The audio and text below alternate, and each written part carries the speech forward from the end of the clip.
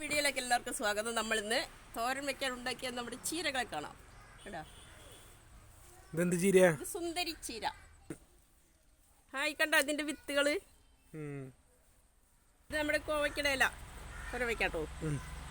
മുരിങ്ങ ഇലത്തോരൻ. കൂട്ടാൻ വയ്ക്കാൻ പറ്റുമോ? പിന്നെ ഇത് നല്ല ചെറിയ കഷ്ണങ്ങളാക്കി കട്ട് ചെയ്ത് തോരൻ വെക്കാം. സൂപ്പർ ടേസ്റ്റ് ആയിരിക്കും. ചേമ്പിന്റെ ഇല കണ്ടോ, ഇത് പൊട്ടിച്ച് തോരൻ വെക്കാം.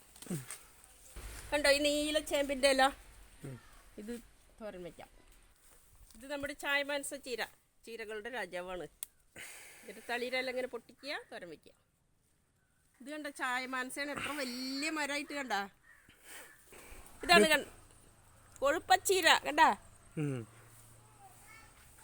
ചീര, പയറില, പച്ചച്ചീര, ചുവപ്പ് ചീര. Okay, bye, thanks for watching.